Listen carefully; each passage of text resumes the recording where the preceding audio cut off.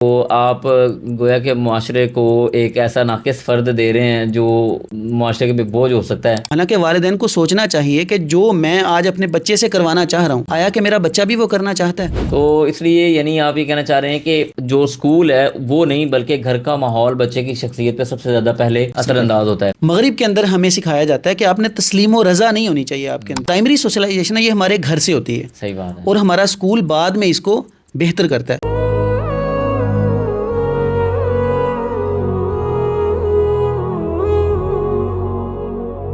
السلام علیکم ورحمۃ اللہ وبرکاتہ. ناظرین کرام، امید ہے آپ خیریت سے ہوں گے. نصر اللہ خالد سننا اسٹوڈیو میں نئے پوڈ کاسٹ کی نئی سیریز جس کا نام ہے ہمارے بچے ہمارا مستقبل لے کے آپ کی خدمت میں حاضر ہو رہا ہوں.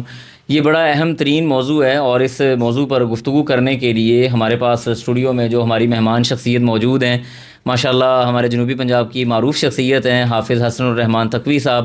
آپ ماہر نفسیات بھی ہیں اور آپ دین کے داعی بھی ہیں، آپ حافظ قرآن بھی ہیں، P H D research scholar بھی ہیں. چائلڈوپیڈیا کے اوپر آپ کی ماشاءاللہ بڑی خدمات ہیں اور بڑے اچھے آپ یہ کام لے کے چل رہے ہیں. تو اسی حوالے سے ہم شیخ کو اہلا و سہلا مرحبا بھی کہتے ہیں. جی کیسے ہیں آپ؟ خیریت سے ہیں؟ جی الحمدللہ، خیر و عافیت سے پہنچ گئے کالج سے ماشاءاللہ سیدھا تشریف لے کے آئے تھے آپ؟ الحمدللہ. چلیں الحمدللہ ماشاءاللہ. تو آپ کے کیا حسن بھائی کام ہے چائلڈوپیڈیا کے حوالے سے؟ کیا آپ کی خدمات ہیں اس حوالے سے؟ ضرور ہمارے ناظرین جاننا چاہیں گے. میرا کچھ زیادہ کام تو نہیں ہے. فیس بک پر میں نے ایک اپنا پیج بنایا ہوا ہے چائلڈوپیڈیا کے نام سے. جی. اور اسی طرح ایک ورلڈ پریس کے اوپر ایک ویب سائٹ بنائی ہوئی ہے childopedia.wordpress.com کے نام سے. اسی طرح بچوں کو دعائیں یاد کروانے کے لیے کچھ پوسٹرز وغیرہ بناتا رہتا ہوں. اور اس کے علاوہ بچوں کے حوالے سے کچھ بھی جو نئے سوالات، چونکہ میں ایک ٹیچر ہوں اور بچوں کے ساتھ مسلسل رابطے میں ہوتا ہوں، تو مجھے نئی سے نئی بچوں کے مسائل اور سمجھنے کے لیے موقع ملتا ہے، ان کے اوپر ریسرچ کرنے کا موقع ملتا ہے. تو کوئی بھی جو ریسرچ ہوتی ہے میں اس کو ایک آرٹیکل کی صورت میں لکھ دیتا ہوں ان سارے خیالات کو. تو وہ چائلڈوپیڈیا میں نے ایک اپنا پلیٹ فارم بنایا ہوا ہے جہاں پہ میں وہ سارے خیالات کو منتقل کرتا رہتا ہوں تاکہ وہ لوگوں تک بھی منتقل ہوں گے اور میرے پاس بھی محفوظ ہوں گے کہ کسی دور میں میں نے کیا سوچا. یعنی آپ انفرادی طور پہ ماشاءاللہ یہ کام کرنے جا رہے ہیں. تو ناظرین کرام، میں یہاں پہ صرف تحدیث نعمت کے لیے ذکر کرنا چاہوں گا کہ اتنا بڑا جو کام بچوں کی تربیت کے حوالے سے ہو رہا ہے وہ بس ایسے ہی بے یار و مددگار تھا. تو ہم چاہ رہے ہیں کہ وہ سارا کام، وہ ساری باتیں کہ کس طرح سے آپ اپنے بچے کی تربیت کر سکتے ہیں، عمر کے اعتبار سے سائیکولوجیکل کس طرح سے لے کے چل سکتے ہیں، دینی اعتبار سے کیسے کر سکتے ہیں، سوشل لائف نے آج کل بڑا بچوں کو تنگ کیا ہوا ہے، اس اعتبار سے ہم اپنے بچے کو کیسے ڈیل کر سکتے ہیں. تو یہ سارے سوالات انشاءاللہ باذن اللہ ہمارے اس پروگرام میں حسن بھائی کے ساتھ ڈسکس ہوں گے. تو پروگرام کا باقاعدہ اس کو آگے بڑھاتے ہیں.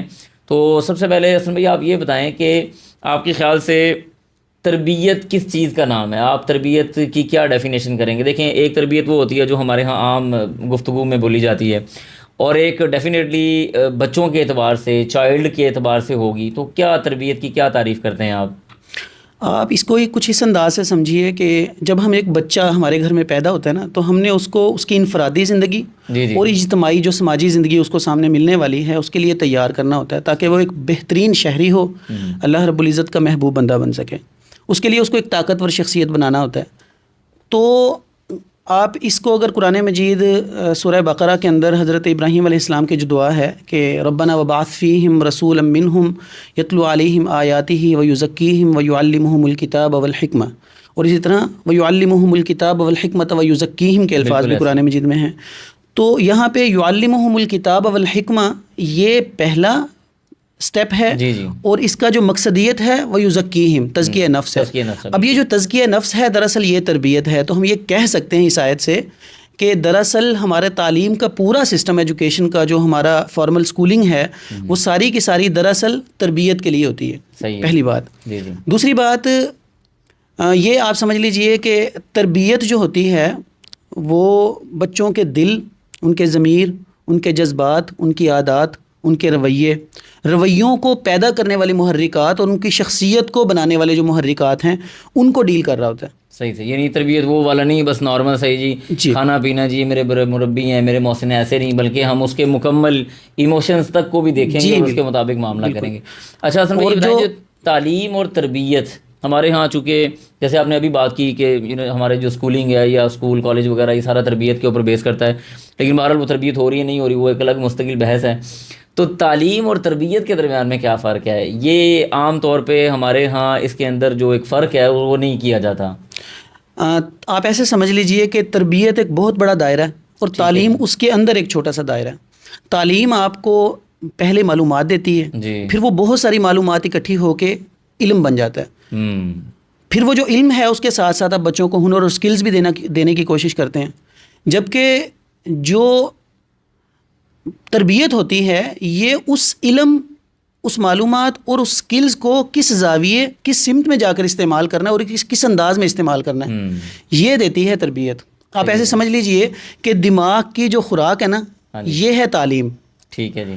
اور دل اور دماغ کو جو ڈھالنا ہے نا یہ ہے تربیت. اچھا. تو اس لیے ہماری تربیت، ہماری تعلیم ہے نا، ہماری شخصیت سازی عموماً نہیں کر رہی ہوتی، وہ تربیت کرتی ہے. بالکل صحیح ہے. ہماری تعلیم ہمیں ایکسپوز کر دیتی ہے. لیٹس سپوز اگر ایک بچے کی اچھی تربیت نہیں ہوئی تو وہ بچہ بہت زیادہ تعلیم حاصل کرنے کے بعد بھی بہت اچھا عالم تو بن سکتا ہے لیکن بہت اچھا انسان بننا ضروری نہیں ہے اس کا. آپ ایسے سمجھ لیجئے، آپ یہاں پہ ایک مزاحیہ سی بات جو ہمارے ہاں سوشل میڈیا پہ کہی جاتی ہے کہ پاکستان کے اندر بہت ہی زیادہ حالات خراب ہیں اور یہاں پہ بہت زیادہ آپ ایسے کہہ لیں بدعنوانی ہے. یہ بدعنوانی سب سے زیادہ پڑھے لکھے لوگوں، کرپشن، جی کرپشن، یہ کرپشن پڑھے لکھے لوگوں نے کی ہے سب سے زیادہ یا ان پڑھ لوگوں نے؟ ڈیفینیٹلی پڑھے لکھے، ایسے پڑھے لکھے لوگوں نے جن کی تعلیم تو بہت اچھی ہوئی، تربیت نہیں ہوئی. ہاں، کیونکہ تربیت نے اصل میں ان کا تزکیہ کرنا تھا. اچھا حسن بھائی، یہ بتائیں کہ جو تربیت کا سلسلہ ہے عام طور پہ تو ظاہر ہے ہمارے ہاں بچے کی ولادت کے بعد یہ باتیں کی جاتی ہیں، یعنی فوراً بعد نہیں، وہ انشاءاللہ آگے جا کے ڈسکس کرتے ہیں. لیکن یہ ہے کہ کیا تربیت کا آغاز یہ ولادت سے پہلے ہو جاتا ہے یا کہ ولادت کے فوراً بعد سٹارٹ ہوتا ہے؟ میں نے نا ایک تربیت کے حوالے سے کتاب پڑھی تو کتاب کے فرسٹ پیج پہ اس نے لکھا ہوا تھا کہ اگر آپ کی شادی ہو چکی ہے نا تو آپ بہت لیٹ ہو گئے. اچھا. اور اگر آپ کی شادی نہیں ہوئی ابھی اور آپ نے رشتہ تلاش نہیں کیا، آپ کی منگنی نہیں ہوئی، تو آپ بر وقت یہ کتاب پڑھ رہے ہیں. یعنی مجھے اس کی بات سے جو سمجھ آئی بات وہ یہ تھی کہ تربیت کا پہلا قدم ہے اپنے آنے والے بچوں کے لیے ایک اچھی ماں کی تلاش. صحیح بات ہے جی. ایک اچھی ماں کی تلاش.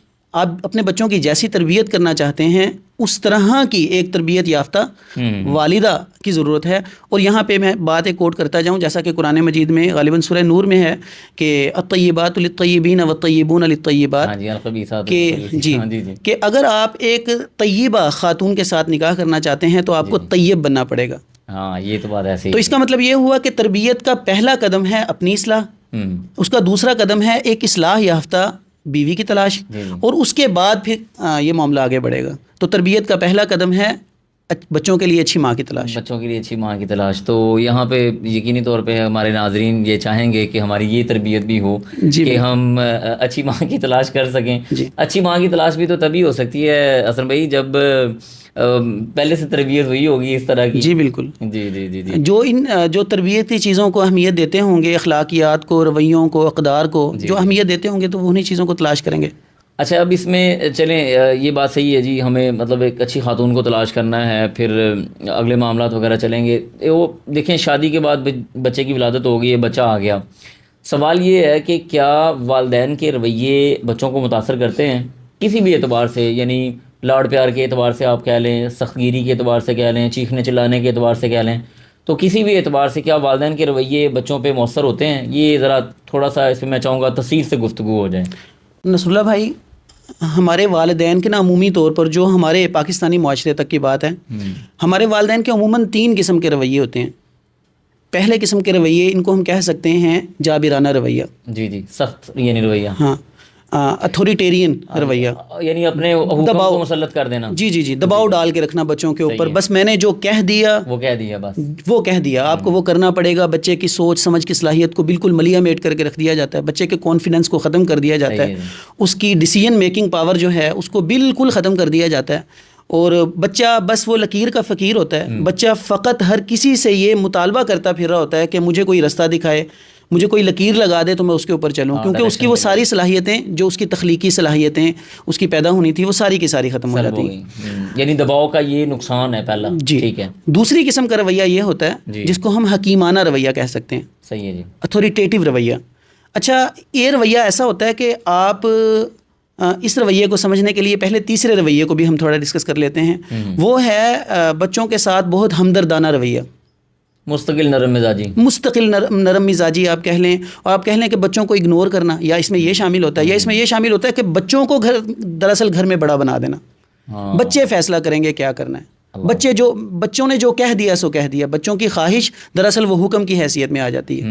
اب بچے جو ہوتے ہیں ان کی نہ تو علم اتنا وافر ہوتا ہے، نہ ہی ان کے پاس زمانے کی اتنی دیکھ بھال ہوتی ہے، سرد اور گرم کے متعلق وہ زیادہ جانتے ہیں.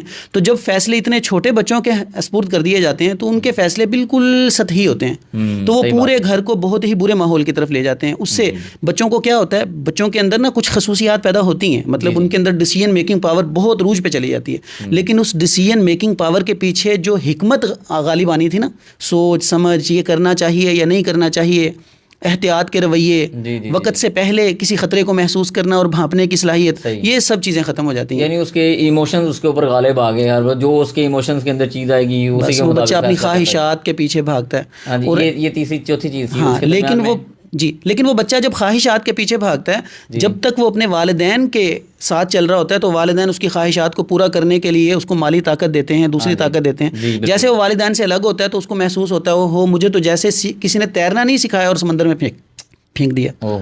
اب یہاں پہ اب آپ ہمدردانہ رویہ چھوڑیں اور درمیانہ رویہ جو ہم کہہ رہے تھے، کسی کے ساتھ مصلحانہ رویہ یا حکیمانہ رویہ، اس کے اندر یہ ہوتا ہے کہ آپ دونوں ہی رویوں کے درمیان میں ہوتے ہیں. جہاں پہ بچوں کو سختی کرنے کی ضرورت ہوتی ہے تو وہاں سختی بھی کرتے ہیں، اور جہاں پہ نرمی کرنے کی ضرورت ہوتی ہے وہاں پہ نرمی بھی کرتے ہیں.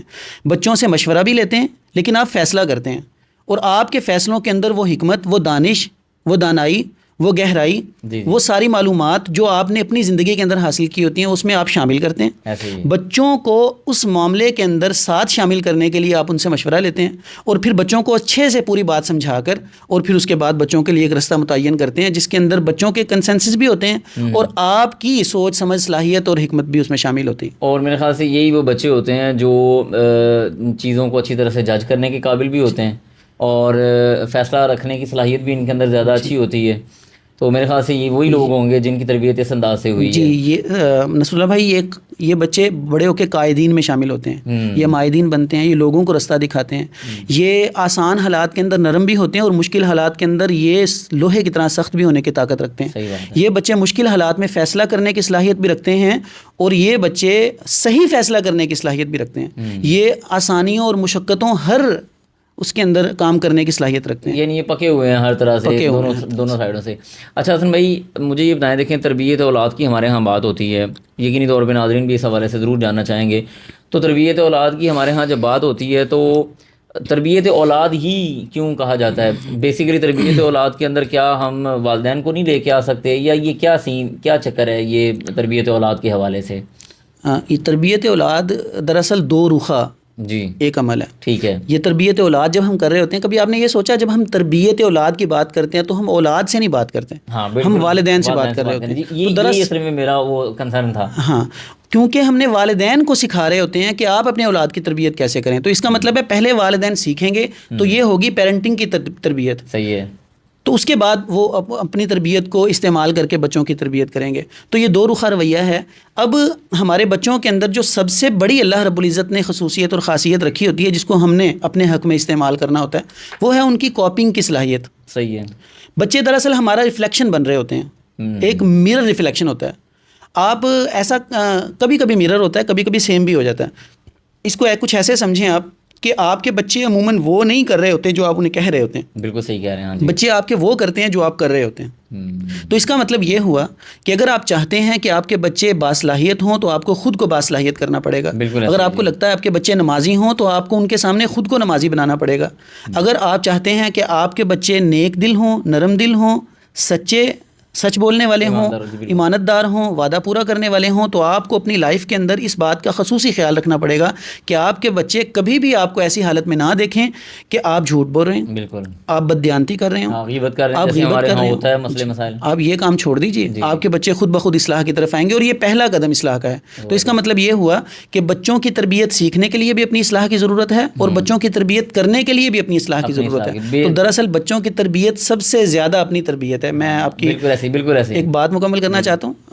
کچھ عرصہ پہلے ایک لیبیا کے ایک ساتھی ابو زکریا یحییٰ، جی جی، میں عمرہ کے لیے گیا تو مسجد حرام کی ایک صحن کے اندر وہ اپنے فجر کی نماز کے بعد نا اپنے بیٹے سے قرآن مجید سن رہے تھے. میں بہت خوش ہوا کیونکہ وہ چھوٹا سا بچہ تھا، 2.5 سال اس کی عمر، 4 سال ہوگی، 5 سال میں چھوٹا سا بچہ مجھے محسوس ہو رہا تھا، اور اس کا باپ لیٹا ہوا تھا اور مسلسل قرآن مجید سنا رہا تھا. جب اس بچے نے قرآن مجید کافی حد تک سنا لیا، قریب 1 گھنٹہ گزر گیا، تو میں ان کے پاس گیا. میں نے نا ان سے بات کرنے کی اجازت طلب کی، انہوں نے مجھے اجازت دی. تو میں نے ان سے پوچھا کہ میرے بھی بچے ہیں، آپ کے والد اور بچے کی یہ اٹینشن اور یہ تعلق کو دیکھ کے مجھے بہت خوشی ہوئی، کیا آپ مجھے میرے بچوں کی تربیت کے حوالے سے کچھ رہنمائی کریں گے؟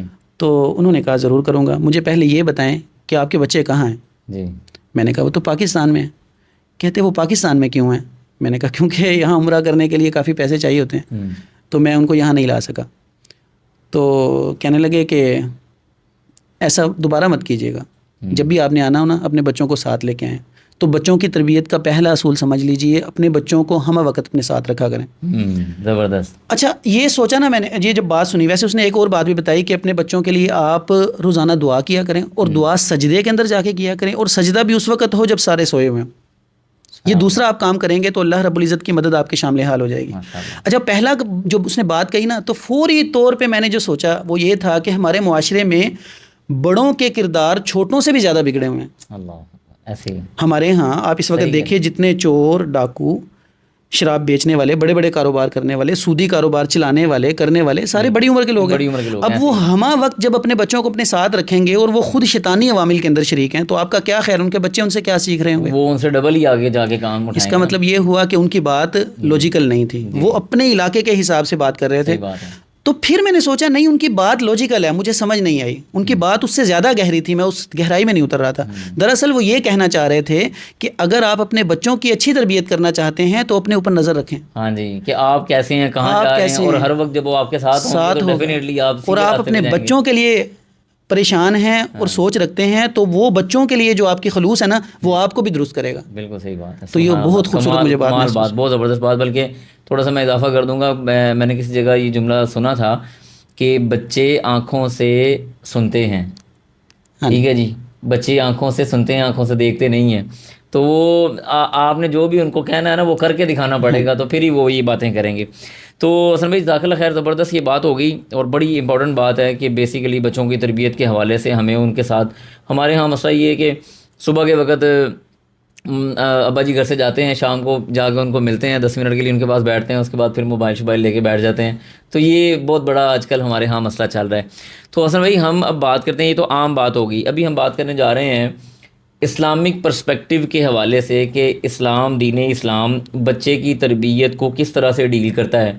کیا اسلام کے اندر صرف ایک بچے کے لیے مسلمان ہونا کافی ہے، یا کہ باقاعدہ وہ بچے کو آئیڈیل شخصیت کے طور پہ منظر عام پہ لے کے آتا ہے؟ اس حوالے سے اسلامک پوائنٹ آف ویو سے آپ بچے کی تربیت کے حوالے سے کیا فرمائیں گے؟ دیکھیں بچوں کی تربیت کے حوالے سے نا اس کے 2 دائرے ہیں. جی جی. پہلا دائرہ وہ ہے جو اسلام لے کر چل رہا ہوتا ہے، اور دوسرا دائرہ وہ ہے جو اسلام سے ہٹ کر تمام مذاہب لے کر چلتے ہیں. یعنی آپ اس کو کہہ سکتے ہیں یہ عالمگیر بات ہے. بالکل صحیح جی. جب آپ اسلامی تعلیم کی بات کرتے ہیں تو اس کے اندر آپ کو سب سے پہلے ہمارے ایمانیات کے بارے میں پتہ چلتا ہے، یعنی اللہ، ایمان باللہ، ایمان بالرسل، ایمان بالملائکہ، یہ ساری چیزیں. اس کے بعد عبادات کے بارے میں پتہ چلتا ہے. اس کے بعد ہمیں پتہ چلتا ہے کہ آخرت کے حوالے سے تصور اور جواب دہی کے حوالے سے تصور. بالکل ایسے ہی. اور اس کے ساتھ ساتھ آپ کو حقوق العباد کے بارے میں پتہ چلتا ہے.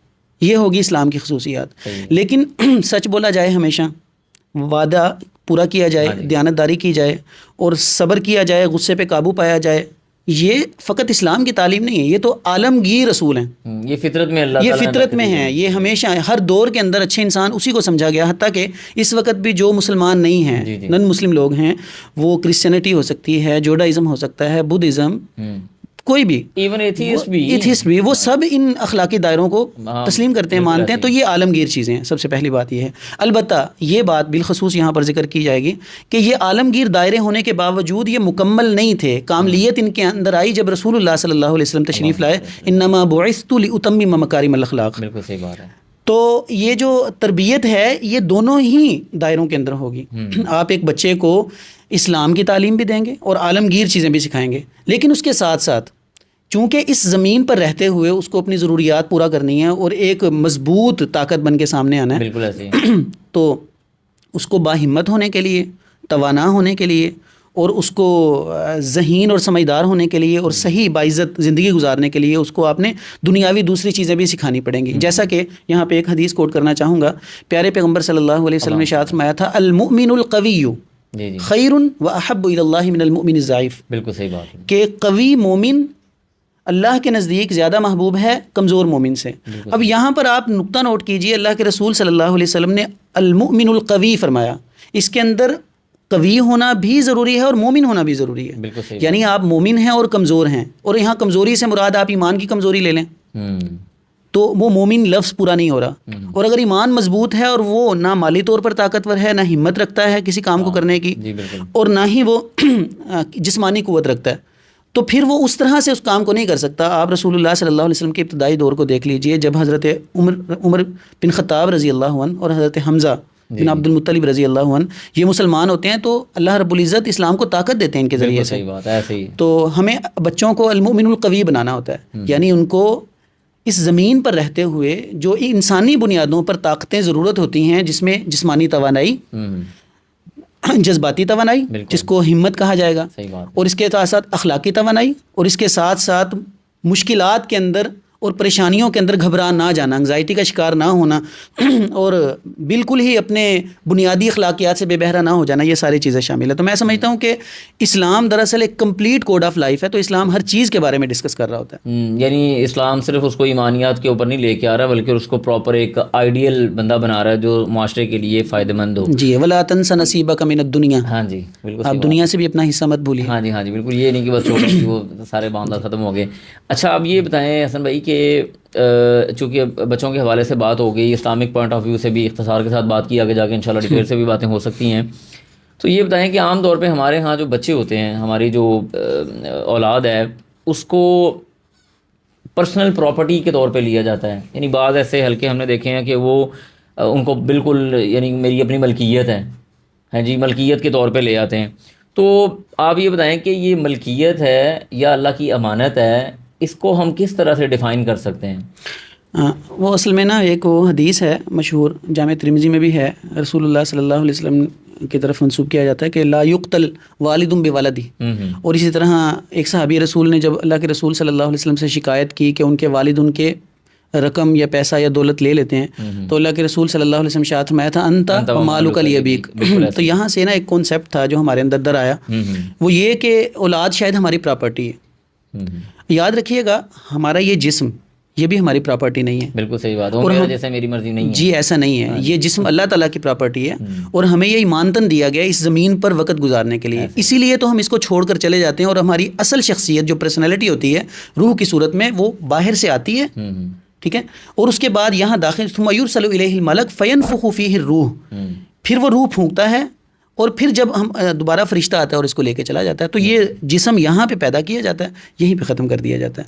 اور ہم اس جسم کو اگر قتل کرتے ہیں تو اس کو خودکشی کے زمرے میں لا کر رسول اللہ صلی اللہ علیہ وسلم نے اس کے بارے میں بہت ساری ہمیں خطرناک باتیں بھی بتائیں.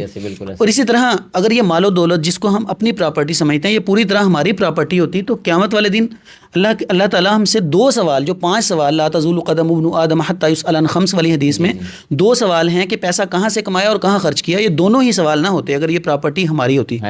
یہ ہماری نہیں ہے. اگر ہمارا جسم اور ہمارا سامنے پڑا ہوا مال جو میں نے خود کمایا وہ اصل میں ہمارا نہیں ہے, تو سامنے والے کسی اور انسان کا جسم, بھلے وہ میری اولاد ہی کیوں نہیں ہے, تو وہ میرا کیسے ہو سکتا ہے؟ پہلی بات یہ ہے کہ وہ میری ملکیت, میری پرسنل پراپرٹی. ہاں, میں اس کے اوپر گارڈین ہوں. ہاں بالکل صحیح, میں اس کے اوپر گارڈین ہوں, ذمہ دار ہوں. کلکم راعٍ وکلکم مسئول عن رعیتہ. اور جہاں پہ گارڈین شپ کی بات آتی ہے وہاں پہ مسئولیت کی بات بھی سامنے آ جاتی ہے. صحیح بات ہے. تو آپ کو وہاں پہ, تو اب نقطہ یہ ہے کہ اصل میں یہ سوال پیدا ہی کیوں ہو رہا ہے. تو اصل میں جو والدین اپنے بچوں کو اپنی ملکیت سمجھتے ہیں جی, تو وہ جو اپنے خواب ہوتے ہیں نا وہ اپنے بچوں کے سپرد کر دیتے ہیں. وہ بچوں کے خواب ہوتے ہی نہیں. حالانکہ والدین کو سوچنا چاہیے کہ جو میں آج اپنے بچے سے کروانا چاہ رہا ہوں, آیا کہ میرا بچہ بھی وہ کرنا چاہتا ہے؟ کیونکہ جب آپ کسی کو ایسا प्रोफेशन दे रहे हैं जो उसका पैशन नहीं है, तो वो उसके अंदर अच्छा परफॉर्म नहीं कर पाएगा। आप नहीं कर पाएगा, वो तो मजबूरी से। आप मछली को कहें आप दरख्त पे चढ़ के दिखाएं, आप जो ना बंदर को कहें आप मछली की तरह तेज तैर के दिखाएं, आप एक परिंदे को कहें कि आप ज़मीन पर तेज दौड़ के दिखाएं, अंडा दे के, ये कैसी बातें कर रहे हैं? अल्लाह रब्बुल इज़्ज़त ने बच्चे को पैदा किया और उस बच्चे, आपने क्या करना होता है, आपने बच्चे को जांचना होता है, परखना होता है कि इसके अंदर कौन सी सलाहियतें हैं, तो फिर उस हिसाब से गढ़ें। यहाँ पे मैं एक अफसानवी बात है कि दाऊद अलैहिस्सलाम के मुजस्मे बनाया करता था कोई अंग्रेज़ ना, जी, तो उसको किसी टीवी इंटरव्यू में बुलाया गया और वो बहुत मशहूर था। इसी वजह से उसको पूछा गया कि आप इतने अच्छे, इतने परफेक्ट किस्म के मुजस्मे कैसे बना लेते हैं किसी पत्थर को तराश के? तो उसने आगे से जवाब दिया, नहीं मैं मुजस्मे नहीं बनाता हूँ, मैं नहीं बनाता उस मुजस्मे को।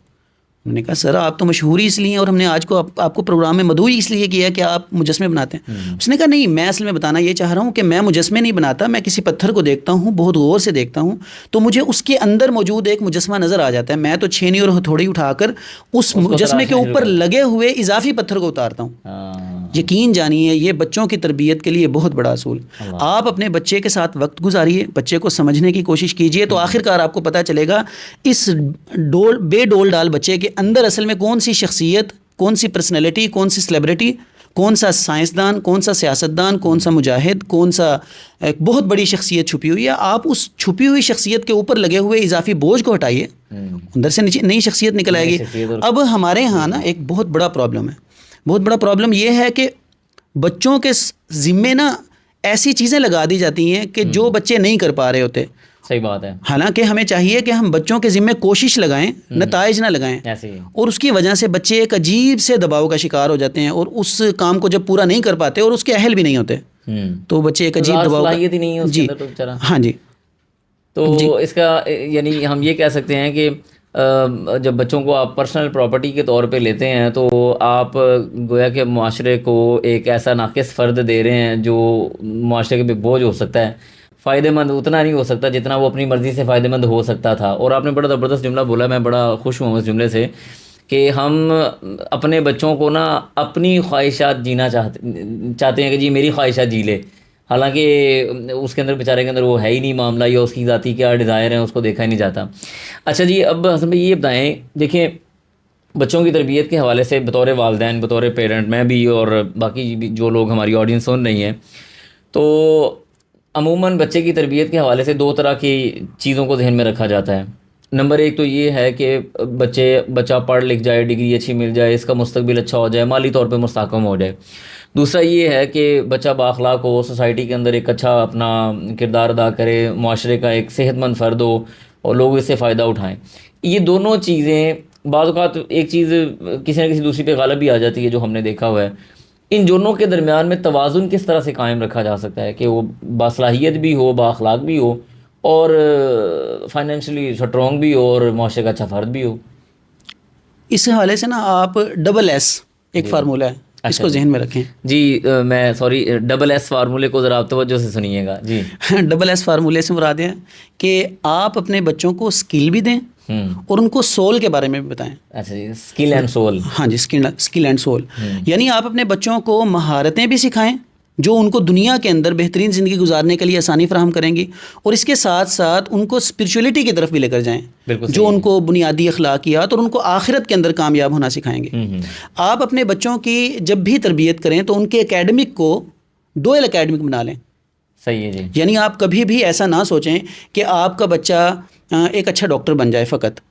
आपका बच्चा हो सकता है एक अच्छा डॉक्टर बन जाए, उसके बाद अच्छा इंसान साथ ना बन सके, उसके अंदर जो स्पिरिचुअलिटी की वजह से, सोल के साथ एक गहरे ताल्लुक़ की वजह से, जो उसके अंदर एक इंसानी हमदर्दी, अखलाकियात, बुनियादी रवैये, उसके अंदर उसकी अच्छी आदत और उसके अंदर एक इंसानियत का एक जज्बा पैदा होना था, वो अगर ना हुआ तो हो सकता है वो एक बहुत ही नुकसानदेह डॉक्टर दुनिया के लिए सामने आए। सही बात। दुनिया के अंदर बहुत बड़े बड़े साइंसदानों ने दुनिया में बहुत बड़ी बड़ी तबाही मचाई। दुनिया के अंदर बड़े बड़े कायदीन ऐसे गुजरे, आप एडोल्फ हिटलर को देख लीजिए, उसकी वजह से तकरीबन पूरी दुनिया मुतासिर हुई। ऐसे ही نصر اللہ بھائی حیرانگی ہوتی ہے 1932 ٹو 1935 دنیا کے اندر قریب 60 ممالک آپس میں لڑ رہے تھے ایک آدمی کی وجہ سے، ایڈولف ہٹلر. اور جب 1945 دنیا کا ہیروشیما ناگاساکی کا واقعہ ہوتا ہے اگست میں، تو اس کے بعد ہوتا یہ ہے کہ دنیا کے جو 60 ممالک لڑ رہے تھے وہ جنگ کے خاتمے کے بعد دیکھا جاتا ہے تو پولیٹیکل میپ کے اوپر 60 ممالک نہیں 40 ممالک رہ جاتے ہیں. 20 ختم ہو گئے. 20 ختم ہو گئے. اتنی بڑی تباہی، ایک بہت بڑی. آپ کیا سمجھتے ہیں ایڈولف ہٹلر ذہانت میں پیچھے ہوگا؟ وہ ایک اچھا سیاستدان نہیں تھا، اس کی سیاست کو سمجھ ہی کوئی نہیں پایا اس وقت، اس لیے تو وہ ہمیشہ دوسروں کو ہراتا رہا.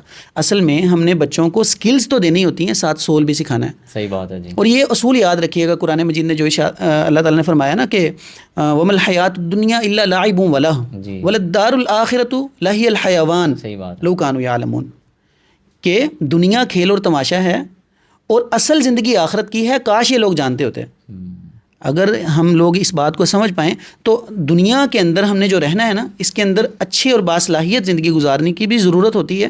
کیونکہ ایک مسلمان یا مسلمان حکمران دنیا کے اوپر غالب آ ہی تب سکتا ہے جب وہ کفار حکمران سے زیادہ ذہین ہو. ایک مسلمان سپہ سالار کافر سپہ سالار سے جیتتا تب ہے. اللہ رب العزت کی مدد تو آتی ہی ہے، اللہ مسلمانوں کے ساتھ ہے، لیکن اس کے ساتھ ساتھ یہ بات بھی ذہن میں رکھنی چاہیے کہ اللہ رب العزت دنیاوی وسائل سے ہمیں بھی بہرا نہیں کرتے. ولا تنس نصیبک من الدنیا. صحیح بات ہے. تو یہ توازن ہونا بہت ضروری ہے. بالکل صحیح بات ہے. تو یعنی ہم یہ کہہ سکتے ہیں کہ اس جو آپ نے اپنا جو فارمولا آپ نے بولا ڈبل ایس کا، تو اس کا مطلب یہ ہے کہ civil and skill and civil, skill بھی دیں گے اور ساتھ میں اسپرچولیٹی بھی اس کی جو ہے اس کو بھی اجاگر کریں گے. اچھا سر، میں یہ بتائیں کہ یہ تو تربیت کے حوالے سے باتیں چل رہی ہیں انشاءاللہ. تربیت کے لحاظ سے جو سب سے زیادہ اہم جگہ ہے وہ کون سی ہو سکتی ہے؟ یعنی ہمارے ہاں عام طور پہ جب بچہ تھوڑا بڑا ہوتا ہے تو ہم اس کو اسکول بھیجتے ہیں. ابھی تو بچے کو 3 سال میں اسکول بھیجنا شروع کر دیا، تو مدرسے بھیج دیتے ہیں، مسجد پرانے وقتوں میں مسجد بھیجا کرتے تھے. تو تربیت کی جو اصل جگہ ہے وہ گھر ہے، اسکول ہے، یا کون سی جگہ ہے؟ آپ اس پہ کیا کہتے ہیں؟ نصر اللہ بھائی، میں یہ سمجھتا ہوں کہ جو ہمارا گھر ہوتا ہے نا، یہ بنیادی طور پر بچوں کو معاشرے کے ساتھ اٹیچ ہونا بنیادی طور پر گھر سکھاتا ہے. صحیح بات ہے جی. آپ یہ دیکھیں کہ ایک ہی اسکول میں پڑھنے والے بچے، کچھ بچے ایک دوسرے کے ساتھ بہت اچھی دوستی لگا رہے ہوتے ہیں، کچھ بچے ایک دوسرے سے پریشان نہیں ہو رہے ہوتے، اور کچھ بچے ایک دوسرے سے پریشان ہو رہے ہوتے ہیں. لیکن کبھی آپ غور سے دیکھیے گا کہ جو بچے دوسروں کے ساتھ گھل مل نہیں پا رہے ہوتے، آپ نا بچوں کو پہچاننے سے پہلے ان کے گھر تک اپروچ کر کے دیکھ لیں، ان کے والدین سے ملیں ایک مرتبہ، اور ان کے وہ ان سوشل ہوں گے یا ان کے مسائل ان سوشل ہوں گے. تو جو یہ سوشلائزیشن، جو پرائمری سوشلائزیشن ہے، یہ ہمارے گھر سے ہوتی ہے. صحیح بات ہے. اور ہمارا اسکول بعد میں اس کو بہتر کرتا ہے. تو ہمارا اسکول ہمیں تعلیم دیتا ہے، اور ہمارا اسکول ہمیں تربیت کی کچھ خاص چیزیں ہیں جو ہمارے اسکول کی طرف سے آتی ہیں، لیکن بنیادی طور پر ہمارے گھر سے ہماری شخصیت بنتی ہے. تو کسی بھی بچے کی شخصیت کے لیے اس کے اساتذہ کا اثر بہت بعد میں ہوتا ہے. جا کے سب سے پہلے اس کے گھر کے ماحول کا اثر ہوتا ہے کہ گھر کے لوگ ایک دوسرے کے ساتھ بیٹھتے ہیں. اچھا، میں آپ کو ایک اور نکتے کی بات بتاؤں کہ کسی بھی بچے کی اکیڈمک پاور کو جی اور اس بچے کی تعلیمی ذہانت کو ڈگریوں سے نہیں دیکھا جا سکتا. ایک بچہ عین ممکن ہے ایک بچہ بہت اچھے نمبر اور مارکس لے لے، لیکن وہ بچہ تعلیمی میدان میں اس بچے سے بہت پیچھے ہو عملی میدان میں، جہاں پہ اس تعلیم کو استعمال کرنا تھا، جو بچہ اس سے کم نمبر لے کے پاس ہوا. صحیح بات ہے.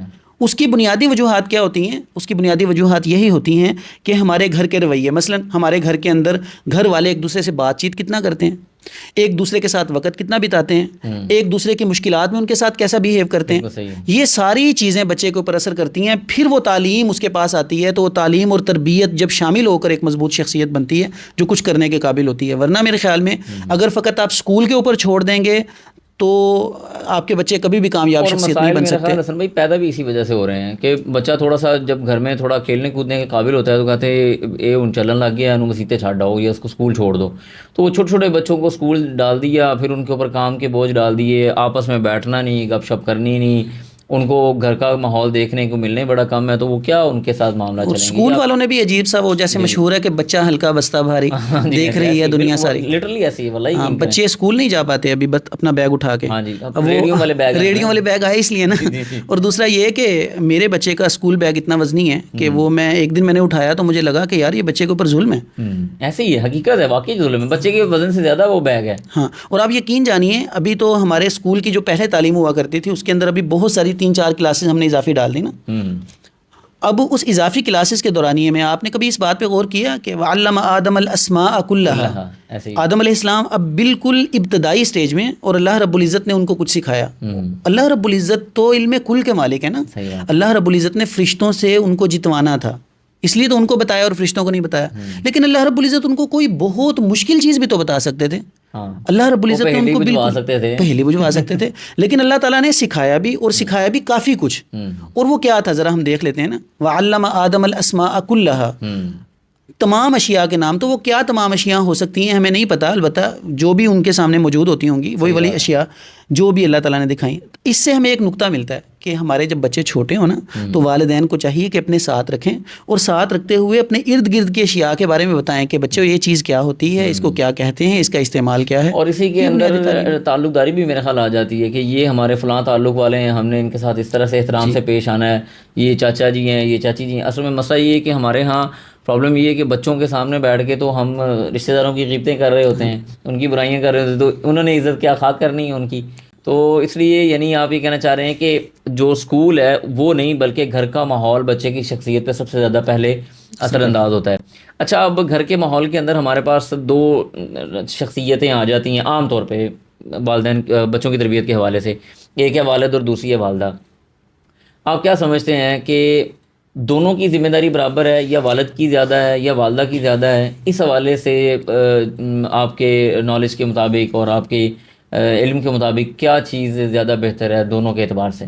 سادہ سی بات ہے، اللہ رب العزت نے ایک انسانی بچے کو زمین پر اتارنے کے لیے جب ایک مرد اور ایک عورت کو دونوں کو استعمال کیا، اور پھر اس کو استعمال کرنا ہی کافی نہیں ٹھہرایا بلکہ ہمارے سماج کو بنانے کے لیے اللہ رب العزت نے شادی جیسے ایک مضبوط بندھن کا کنسیپٹ دیا. اور اس بندھن کا کنسیپٹ نہیں دیا بلکہ فرمایا کہ اعلنوا بالنکاح، شاید ایسے حدیث ہے کہ نکاح کا اعلان کیا کرو. تو اس کا کیا مطلب تھا کہ پورے معاشرے میں آپ ایک ببانگ دوہل یہ بتا رہے ہیں کہ ایک نیا گھرانہ وجود میں آ چکا ہے. اب وہ نیا گھرانہ اللہ رب العزت سے کچھ ذمہ داریاں لے گا. اچھا، پہلی بات یہ ہے کہ والدہ ہو یا والد اگر وہ سمجھدار ہیں تو یقیناً وہ معاشرے کی بری باتوں کے اوپر تنقید بھی کرتے ہوں گے. تو جو 10 سال 15 سال معاشرے کے اوپر تنقید کرتا رہا، اللہ رب العزت نے اس کو بالکل صاف ستھرے دماغی صفحے والا بچہ دے دیا کہ آپ ایک معاشرہ بنتا ہے نا فرد سے. صحیح بات ہے. تو آپ کو ایک فرد دے دیا جاتا ہے، آپ اس کی اصلاح کر لیں جیسے آپ معاشرہ چاہتے یا چاہتی ہیں. آپ اس بچے کی ویسے تربیت کر کے ہمیں اس معاشرے کے حوالے کر دیں، یہ بچہ اس معاشرے کو اچھا کرے گا. تو پھر ہمارے پاس ہے جو بچہ معاشرے میں جاتا ہے تو وہ اچھا نہیں بنتا. پھر ہوتا یہ ہے کہ ہمارے ہاں چونکہ ہمارے ہاں غلطی کو تسلیم کرنے کا عنصر کچھ کم ہے، تو والد والدہ پر ڈال رہا ہوتا ہے اور والدہ والد کے اوپر ڈال رہی ہوتی ہے. بنیادی طور پر اللہ رب العزت نے دونوں کی ذمہ داری ٹھہرائی. لیکن اب اس کے اندر نقطہ دیکھنے کا یہ ہے کہ بچے کی تربیت تو ہونی ہے شادی سے پہلے. صحیح ہے جی. اس وقت سے سٹارٹ ہوگی کہ یعنی آپ اچھی بیوی لے کر آئیں گے. جب آپ اچھی بیوی لے کے آئیں گے ایک سٹیپ مکمل ہو گیا.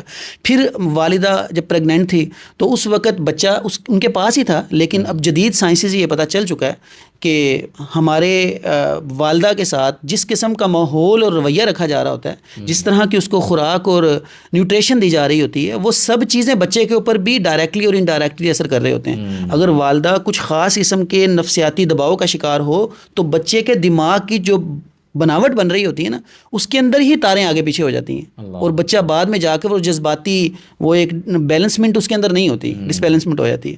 تو اس لیے والد کا کردار والدہ کو ایک مناسب زندگی فراہم کرنے میں بہت اہم ہے. اب ہمارے ہاں مسئلہ یہ بنا ہے کہ اربنائزیشن ہوئی ہے ہمارے ہاں.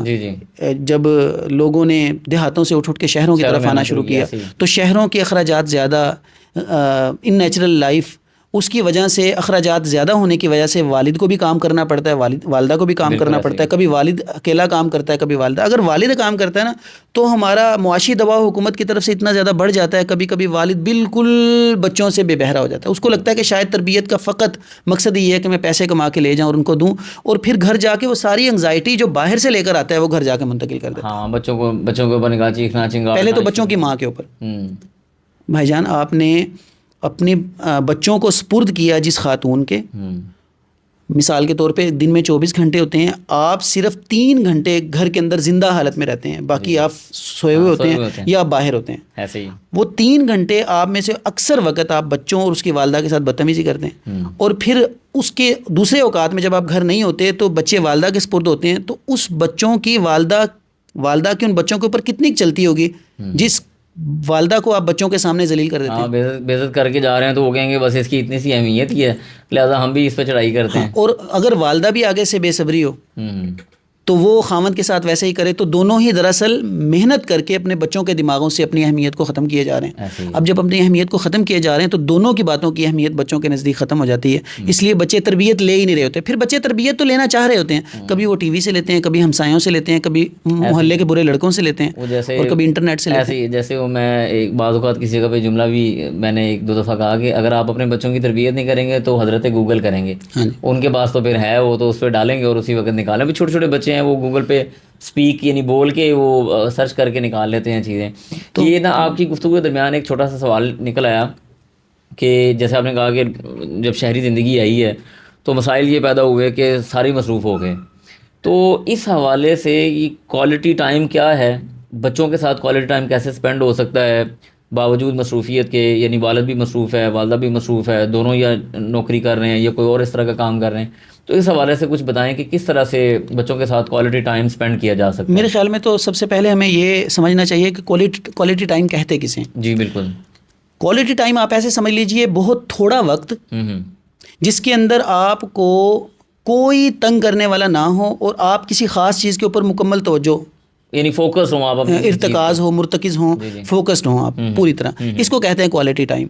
یعنی آپ اپنا وقت گزاریں جس کے اندر آپ گھر جا کے موبائل کو بند کیجئے, بیوی بچے اور ان کی لائف کے متعلق بات ہو. یہ بھی کوالٹی ٹائم نہیں ہوگا کہ آپ بیوی بچوں کے ساتھ بیٹھ کے کسی تیسرے شخص کو ڈسکس کرنے لگ جائیں جیسے ہمارے ہاں چل رہا ہے. آپ بچوں کے ساتھ بچوں کے متعلق بات کریں اور بچوں کے لیول پر جا کر بات کریں تاکہ وہ آپ کے ساتھ بات کنوے کر سکیں. کسی ذہین بڑے آدمی کی یہ خصوصیت ہوتی ہے کہ وہ بچوں کے ساتھ کھیلتا ہے, کیونکہ بچے کھلنڈرے ہوتے ہیں. صحیح بات ہے, وہ بچوں کے ساتھ بچہ بن جائے. ہاں جی, تو کوالٹی ٹائم ہم نکال سکتے ہیں اس کے اندر. لیٹس سپوز آپ دن کے اندر کم از کم 10 منٹ نکالیں روزانہ کے. ٹھیک ہے جی. زیادہ نہ نکالیں, اس سے زیادہ کی ضرورت نہیں ہے. 10 منٹ نکالیں جب آپ اپنے بیوی بچوں کے ساتھ بیٹھیں اور پھر فقط اور کوئی چیز اس کے اندر شامل نہ ہو اور آپ ان کے ساتھ کوئی بھی بات کر لیں. بات کوئی بھی کریں لیکن کوشش کریں اپنے بارے میں بات کریں. مثال کے طور پہ آپ ان سے پوچھ سکتے ہیں انہوں نے آج دن کیسا گزارا, وہ کیا پسند کرتے ہیں, وہ کیا کھیلتے ہیں, اور کھیل میں کامیابی ملی یا ناکامی ملی. پھر ان کو اس کے اوپر آپ اچھے مشورے دے سکتے ہیں, ان کو موٹیویٹ کر سکتے ہیں. آپ ان کو کوئی سٹوری سنا سکتے ہیں, آپ ان کو اپنے ساتھ نماز پڑھنے کے لیے لے کے جانے کے لیے اس وقت انہیں موٹیویٹ کر سکتے ہیں. آپ یہ پوچھ سکتے ہیں کہ میرے جانے کے بعد آپ والدہ کے ساتھ کیسا وقت بیتا. والدہ سے پوچھیں آپ کو کوئی پریشانی تو نہیں پیش آئی. والدہ کے ساتھ جو سوشل لائف یعنی ہماری گھریلو لائف ہے اس کے بارے میں بات کریں. بچے سنیں گے, ان کو پتہ چلے گا کہ امی ابو کا آپس کے اندر اچھا تعلق ہے, ان کو بعد میں پتہ چلے گا. تو کوالٹی ٹائم بہت زیادہ ضروری ہے اپنے بچوں کے لیے, لیکن بہت لمبا وقت نہیں. یہ بڑا زبردست پوائنٹ آ گیا اس اعتبار سے کہ ہمارے ہاں چونکہ جوائنٹ فیملی سسٹم ہے حسن بھائی, تو بعض اوقات لوگ کہتے ہیں جی جوائنٹ فیملی سسٹم میں بچوں کے پاس بیٹھا نہیں جاتا, ان کے پاس ٹائم نہیں دیا جا سکتا. تو بنیادی طور پہ ہمارے ہاں اس معاملے میں یعنی لٹریسی کہہ لیں آپ کہ لوگوں کو پتہ ہی نہیں ہے کہ بچوں کے ساتھ ٹائم سپینڈ کیسے کرنا ہے. جیسے ابھی آپ بتا رہے ہیں آپ جوائنٹ فیملی سسٹم میں بھی رہ رہے ہیں تو ظاہر ہے ایک 4 دیواری کا کمرہ تو آپ کا اپنا ہی ہے نا, اس میں تو کسی اور کا دخل نہیں ہے. بالکل. تو آپ اسی میں اگر 10 منٹ 12 منٹ نکال سکتے ہیں, جیسے آپ نے کہا کہ 10 منٹ مطلب 10 منٹ نتھنگ ہے. 10 منٹ تو ابھی سوشل میڈیا کا دور ہے, ریلیں نکالنے میں لگا دیتے ہیں. تو 10 منٹ میں اگر آپ اپنے بچوں کو اس طرح سے اپنے ساتھ ایموشنلی اٹیچ کر سکتے ہیں تو یہ تو بہت زبردست چیز ہے, اور یہ بڑا زبردست نفیس نقطہ ہے. اچھا, اس کے اندر ایک اور چیز بھی, اگر آپ روزانہ 10 منٹ اور ہفتے میں 1 دن بچوں کے ساتھ آؤٹنگ کریں. آپ 1 to 1 آؤٹنگ تو اس کو نہیں کہا جا سکتا کیونکہ بچے زیادہ بھی ہوتے ہیں. تو آپ اپنے بچوں کو لے کے کہیں پارک میں جائیں, وہاں جا کے بچوں کو جھولے دلوائیں, وہاں پہ جا کے بچوں کے ساتھ کھیلیں کودیں, اور پھر آپ بچوں کو گھر لے آئیں. اگر آپ یہ 2 کام کرتے ہیں نا اور بچوں کو اپنے تک اپروچ دیتے ہیں تو بدلے میں آپ کو بچے اپنے تک اپروچ دیں گے. جب آپ بچوں کو اپروچ دیں گے, بچے آپ کو اپروچ دیں گے, تو سب سے پہلا فائدہ یہ ہوگا کہ جو بعد میں کیریئر کونسلنگ کروانا پڑے گی آپ کو یا کرنا پڑے گی, اور بچوں کی زندگی کے بارے میں آپ نے فیصلہ کرنا ہے نا, ظاہری بات ہے فیصلہ آپ نے کرنا ہے, تو آپ کو اس کے اندر ایک اچھا مواد آپ کے پاس ہوگا، کیونکہ آپ کو فردن بچوں کے بارے میں پتہ ہوگا، سب کا پتہ ہے کہ کس کی کیا طبیعت ہے، کیا اس کی مطلب حالات ہیں وغیرہ اس کے ساتھ ساتھ بچوں کو آپ کو سمجھنے کا موقع ملے گا، بہت سی ان کہی ہوئی باتیں بچوں کو پتہ چل جائیں گی. صحیح بات ہے. ٹھیک ہو گیا. اور تیسرا سب سے بڑا فائدہ، بچے ایموشنلی خود کو سیکیور فیل کریں گے کہ ہم اپنے باپ کے ساتھ ہر بات شیئر کر سکتے ہیں. یہ آپ کی بڑی زبردست بات ہے. عام طور پہ ہمارے ہاں یہ مسئلہ ہے حسن بھائی کہ بچے والدین کے ساتھ بات شیئر ہی نہیں کرتے. تو وہ سمجھتے ہیں کہ پتہ نہیں اچھا یہ میں بات اپنے باپ کے ساتھ کروں، پتہ نہیں یہ جائز ہے، پتہ نہیں ناجائز ہے، پتہ نہیں صحیح ہے. اور بچہ اگر کوئی سوال کر بھی لے چپ کر ہے، ایسی بات نہیں کرتے. نہیں، ایسی بات نہیں کی جاتی. خیر بار اس کے حوالے سے ڈسکس مزید آگے جا کے کریں گے. اگلا سوال یہ ہے کہ دیکھیں کامیاب تربیت کی کیا نشانیاں ہو سکتی ہیں آپ کے خیال سے؟ کون سی تربیت کو ہم کہیں گے کہ ہاں یہ کامیاب تربیت ہے اور یہ ناکام تربیت ہے؟ سادہ سی بات ہے جی، بہت آسان سا نقطہ. جی، وہ یہ ہے کہ آپ اپنے بچے کو دیکھیے کیا وہ ایک متوازن زندگی بسر کر رہا ہے یا نہیں. متوازن زندگی کا مطلب کیا ہوتا ہے کہ ایک عام آدمی تھوڑا بہت خوف فیل بھی کرتا ہے اور بے خوف بھی ہوتا ہے، نڈر بھی ہوتا ہے. جی، جی، اس کے اندر ہمت بھی ہوتی ہے اور ہمت کی کہیں کہیں کمی بھی ہوتی ہے. بالکل صحیح. آپ کا بچہ جب ایک متوازن زندگی بسر کر رہا ہو تو سمجھ لیجئے گا آپ کی تربیت درست ہے. یعنی وہ سچ بولتا ہو، وہ دوسروں کا احترام کرتا ہو، بالکل، وہ دوسروں کی پریشانیوں کے اوپر پریشان ہو جاتا ہو، یعنی اس کے اندر اتنے ایموشنز ہوں. وہ کہیں خوف زدہ چیز کو دیکھ کر خوف زدہ ہو اور آپ کو بتائے مجھے فلاں چیز سے خوف محسوس ہوا. بالکل صحیح بات ہے. کیونکہ خوف ایک ایموشن ہے نا، یہ یوز لیس نہیں ہے، یہ یوز لیس نہیں ہے، ہمیں بہت سے نقصانات سے بچاتا ہے. وہ آپ کو بتا رہا ہے. ٹھیک ہے. وہ بچہ ضروری نہیں ہے کہ وہ اپنی اکیڈمک کے اندر بہت آگے نکل رہا ہو، لیکن یہ ضروری ہے کہ وہ لٹریسی کر رہا ہے یا نہیں، وہ لرننگ کر رہا ہے یا نہیں. اگر وہ لرننگ کر رہا ہے نا تو ضروری نہیں ہے ہر بچہ کتابوں سے ہی سیکھ رہا ہو. کچھ بچے عملی زندگی سے زیادہ سیکھتے ہیں، رویوں سے زیادہ سیکھتے ہیں.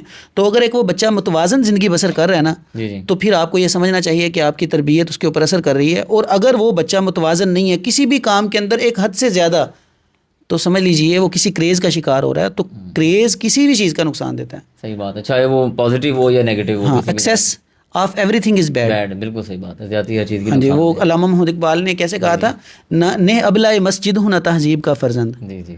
تو اسلام نے ہمیں ابلۂ مسجد نہیں بنایا اور اسلام ہمیں تہذیب کا فرزند بھی نہیں دیکھنا چاہتا. صحیح بات ہے. تعیس عبد الدینار و عبد الدرہم. جی بالکل ایسے ہی. ہاں، متوازن ایک بچہ. تو یہ ہم کہہ سکتے ہیں انشاءاللہ. اچھا، ایک یہ چیز کہ بعض اوقات والدین جو ہوتے ہیں وہ شروع میں وہ کسی بھی جگہ، یعنی بعض اوقات ہمارے ہاں بھی ایسے ہی ہے کہ والد جو ہے وہ شروع میں اپنے آپ کو فائنینشلی اسٹرانگ کرنے کے چکر میں 2 4 5 سال 6 سال اسٹرگل کرتا ہے. اب بچے اس کے 5 6 7 سال کے ہو گئے اور شروع میں اس کو بچوں کو ٹائم دینے کا موقع نہیں ملا. اب وہ چاہ رہا ہے کہ وہ اپنے بچوں کے جو اس سے غلطیاں ہو گئیں ان کو وہ چھوڑ دے اور بچوں کی وہ اصلاح کی طرف آئے. اگر بچے غلطیاں کر رہے ہیں تو ان کو کس طرح سے درست کیا جائے. تو کیا سمجھتے ہیں آپ اس حوالے سے کوئی پاسبلٹی ہو سکتی ہے یا بس جو گزر گیا سو گزر گیا؟ دیکھیں کتنی خوبصورت بات اللہ کے رسول صلی اللہ علیہ وسلم نے فرمائی، من کان آخر کلامہ لا الہ الا اللہ دخل الجنہ. آپ کیا سمجھتے ہیں کہ یہ جو آدمی صبح سے لے کر شام تک لا الہ الا اللہ افضل، اللہ تعالیٰ کے رسول سے پوچھا نا اللہ کے رسول سب سے افضل ذکر کون سا ہے، تو فرمایا لا الہ الا اللہ. کوئی آدمی لا الہ الا اللہ ہر وقت ہی پڑھتا رہتا ہے اور ایک آدمی ہر وقت نہیں پڑھتا اور آخر میں جا کر پڑھ لیتا ہے، تو اللہ رب العزت کس جگہ پر جا کر اس کی اصلاح کو قبول کر رہے ہیں. اچھا، یہاں سے ایک نقطہ جس کو مفہوم مخالف کے طور پر میں لے رہا ہوں وہ یہ ہے کہ آیا اس کا مطلب ہے یہ ممکن ہے کہ کوئی آدمی اپنے آخری لمحات میں جا کر اصلاح کر لے؟ اس کا مطلب ہے اصلاح کب تک ہو سکتی ہے؟ آخر تک جا کے ہو سکتی ہے کسی بھی آدمی کے. اس لیے اللہ تعالیٰ بڑھاپے میں بھی جا کے انسان کی توبہ کو قبول کر لیتے ہیں. تو یہیں سے ہمیں یہ سادہ سے ملتا ہے کیونکہ اللہ رب العزت ہماری شخصیات کو اور ہمارے اندر کے جذبات کو سب سے زیادہ بہتر جانتے ہیں.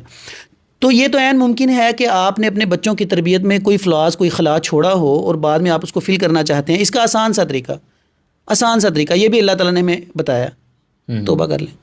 صحیح بات. اور توبہ کا طریقہ جو انسانوں کے ساتھ منسلک ہے، انسانوں سے بھی معافی مانگنا ہوتی ہے، اللہ تعالیٰ سے بھی معافی مانگنا ہوتی ہے. آپ نے اپنے بچوں کے ساتھ زیادتی کی، آپ ان کے سامنے پیش ہوں اور ان کو بتائیں کہ فلاں چیزوں میں مجھ سے غلطیاں ہوئیں اور میں اس غلطیوں کو اب نہیں دہراؤں گا. آپ کو پتہ ہے جو توبہ کے 4 سٹیجز کے اندر سے ایک سٹیج یہ بھی ہے کہ میں اس کو دوبارہ نہیں کروں گا. آپ کنسسٹنسی اختیار کریں، جو آپ اصلاح لے آئے ہیں پھر اس کو دوبارہ مت کیجیے. مثال کے طور پہ آپ اپنے بچوں کی عزت اور وقار کا خیال نہیں کرتے تھے، آپ ہمیشہ ان کو رونتے تھے، اور اب آپ کو سمجھ آیا کہ نہیں یہ بھی اللہ کے بندے ہیں اور ان کے ساتھ بھی بنیادی اخلاقیات کا برتاؤ اور رویوں کو بہتر کرنا میرے لیے ذمہ داری تھی، اور اب آپ ان سے معافی مانگ لیتے ہیں. اب میں دوبارہ تمہارے ساتھ برے رویے اختیار نہیں کروں گا. میں لیٹس سپوز ایک مثال دے رہا ہوں، تو پھر اس کو اپنے اس وعدے پر قائم بھی رہنا ہوگا. کنسسٹنسی، تسلسل، یہ بچوں کو اعتماد دلائے گا. کیونکہ اعتماد دوبارہ بحال کرنے کے لیے نا وعدوں کا پورا ہونا بہت زیادہ ضروری ہے. تو آپ جتنا بھی لیٹ ہو گئے ابھی اگر مثلا ایک تو آپ نے جیسے بات فرمائی نا کہ اگر بچے بڑے ہو گئے مثال کے طور پہ کہ وہ اس بات کو سمجھنے کے قابل ہیں تو پھر ہم ان سے بیٹھ کے ان کے ساتھ گپ شپ لگا کے ان سے یہ باتیں کر سکتے ہیں کہ ہاں جی بچے میں آپ کو ٹائم نہیں دیتا رہا، یہ میری غلطی ہے، یہ میں نے آپ کے ساتھ یہ رویہ رکھا، تو آپ مجھے میری معذرت قبول کریں، آئندہ ہم آپس میں دوست بن کے رہیں گے، ایسے رہیں گے ویسے رہیں گے وغیرہ وغیرہ. لیکن اگر بچے اتنے چھوٹے ہیں کہ انہوں نے اس چیز کو محسوس نہیں کیا، میں مطلب بینگ والد میں یہ محسوس کرتا ہوں کہ میں نے اپنے بچوں کے ساتھ زیادتی کر لی ہے، بچے تو اس چیز کو محسوس نہیں کر رہے لیکن میں محسوس کر رہا ہوں، تو ایسی صورت میں ہم کس طرح سے اپنے رجوع کریں گے بچوں کی طرف؟ فوری طور پہ چینج کریں گے، آہستہ آہستہ کریں گے؟ اس کا کیا آپ کہیں گے اس حوالے سے؟ یہاں سے نا ایک بات تو بہت زیادہ خوش آئند ہے اور ایک بات بہت زیادہ خطرناک ہے. جی. خوش آئند یہ ہے کہ بچے نہیں سمجھ پائے آپ نے ان کے ساتھ کیا زیادتی کی. صحیح بات ہے. اس لیے ان کے دل میں ابھی تک آپ کے لیے کوئی برائی نہیں آئی. نہیں، ایسے ہی ہے. لیکن پریشانی کی بات یہ ہے کہ انہیں برائی محسوس ہی نہیں ہوئی. اس کا مطلب یہ ہے کہ آپ نے بائی ڈیفالٹ جو پہلی مرتبہ پیجز پہ ان کے پیجز پہ کچھ اچھا لکھنا تھا وہ پہلی مرتبہ ہی برا لکھا گیا. مثال کے طور پہ آپ کسی بچے کو پہلی مرتبہ میتھ سکھاتے ہوئے کہیں 2+2 = 5، وہ بچہ کبھی اس کو غلط کہہ سکے گا؟ نہیں کہہ سکتا، کیونکہ اس کے پاس بنیادی علم ہی نہیں. اس نے سیکھا ہی ہے. اس کا مطلب یہ ہوا کہ آپ نے جو برے رویے اس کے ساتھ اختیار کیے اس کی پہلے پیج کے اوپر ہی آپ نے غلط لکھ دیا. یہ زیادہ بڑا نقصان ہو گیا، کیونکہ پہلے بڑے ہو کر وہ بچے آپ کی غلط رویے کو غلط مان رہے ہیں نا.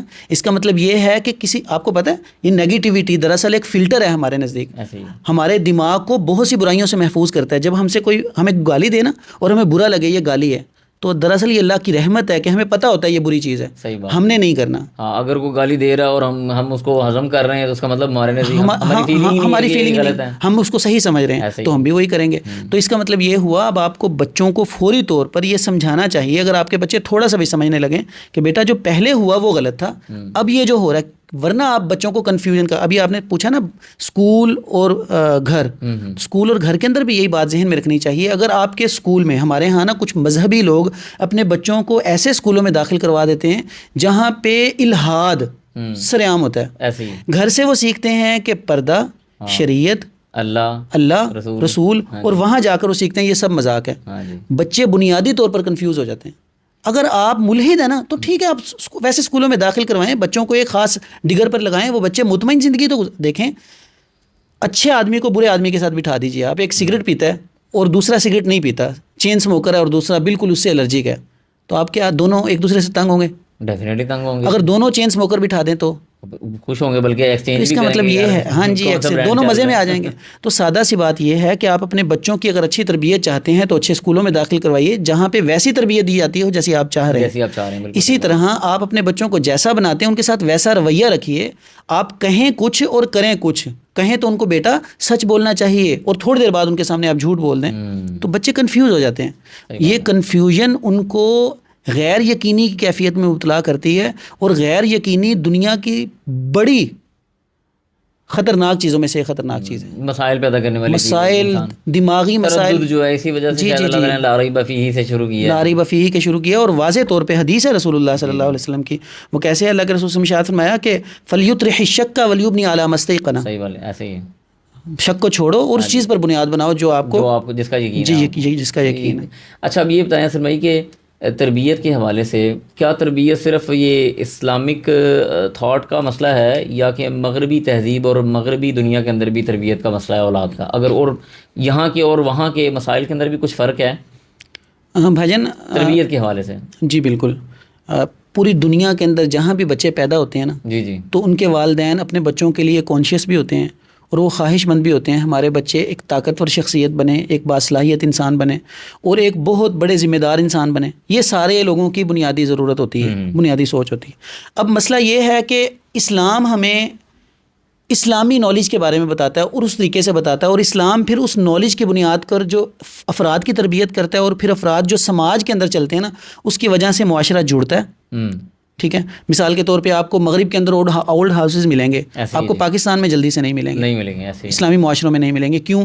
کیونکہ اسلام ہمیں معاشروں کو جوڑنا سکھاتا ہے, ایک دوسرے کی ذمہ داریوں کو اٹھانا سکھاتا ہے, ایک دوسرے کو برداشت کرنا سکھاتا ہے. یہ چیزیں بنیادی طور پہ, اور ان کو بوجھ بھی نہیں سمجھتا, ان کو وہ خوشی کے طور پہ لیتا ہے. ہاں, اور ساتھ کے ساتھ ہمیں کیا سکھایا جاتا ہے؟ توکل. جی بالکل. اور ساتھ کے ساتھ ایمان باللہ, اس کے اندر جتنی مضبوطی, تسلیم و رضا سکھایا جاتا ہے. مغرب میں ایسا نہیں ہوتا عمومی طور پہ.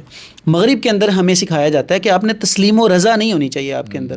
مطلب آپ کے لیے کوئی پرابلم آیا, اس کو پرابلم پہلے سمجھیں, پھر اس کو پرابلم مانیں, پھر اس پرابلم کو سولو کرنے کے لیے کوشش شروع کر دیں. اور جب تک وہ پرابلم نہیں ہوتا تو یہ نہیں کہنا کوئی نہیں گزارا ہو جائے گا, اللہ مالک, پرابلم سالو بھی کرنی ہے, اللہ مالک نہیں کہنا. ہاں, ہمیشہ پرابلم سالو کرنی ہے. اس لیے وہ اپنی دنیاوی معاملات کو ہمیشہ مینٹین کرتے رہتے ہیں. اچھا, ان کی تربیت کا جو بنیادی نقطہ ہے نا, ان کی تربیت کا بنیادی نقطہ آپ اس کو کہہ سکتے ہیں کہ وہ ایویڈنس بیسڈ ہوتا ہے.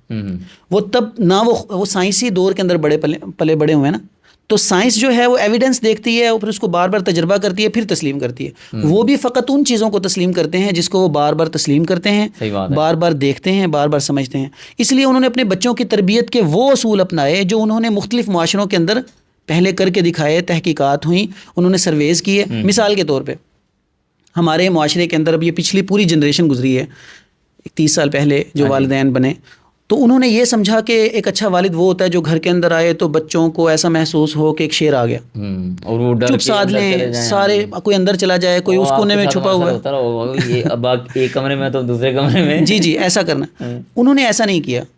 انہوں نے سمجھا انسانی بنیادی جو رویے ہیں وہ کیسے کام کرتے ہیں, ایموشنز کیسے کام کرتے ہیں. مثال کے طور پہ کچھ چیزیں ایسی ہیں جو ہمیں مغرب سے سیکھنی بھی چاہیے.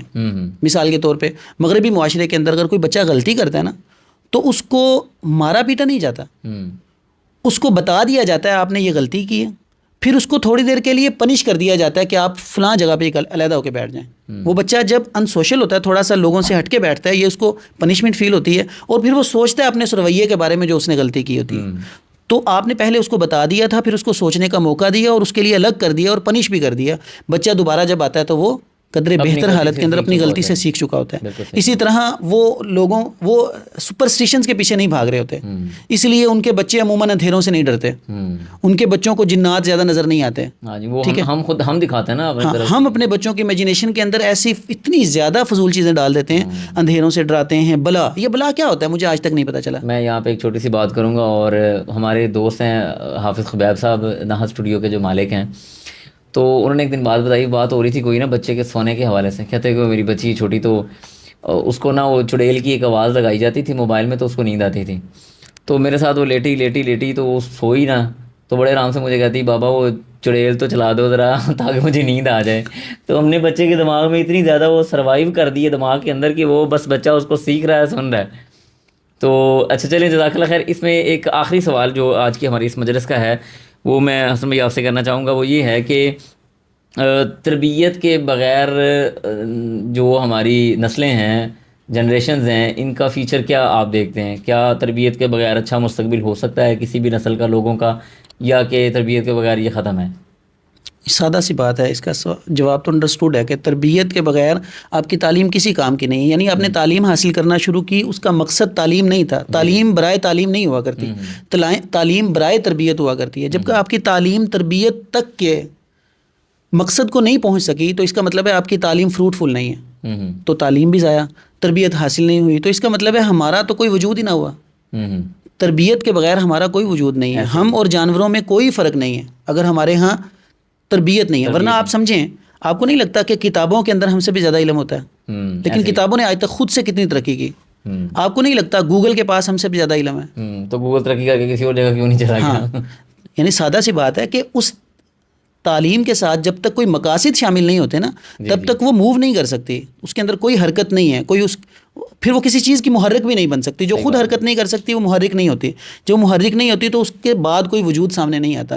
تو تربیت کے بغیر تو ہم بالکل بھی کسی کام کے نہیں ہیں. اور مطلب مستقبل ختم ہے ہر اعتبار سے. وہ ایک یعنی بے مقصد معاشرہ تشکیل پا جائے گا اگر تربیت اچھی نہیں ہوگی. بالکل ایسا. چلیں, جزاک اللہ خیر جی. الحمدللہ یہ ہمارا آج اس ہمارے بچے ہمارا مستقبل پوڈ کاسٹ کی پہلی قسط تھی.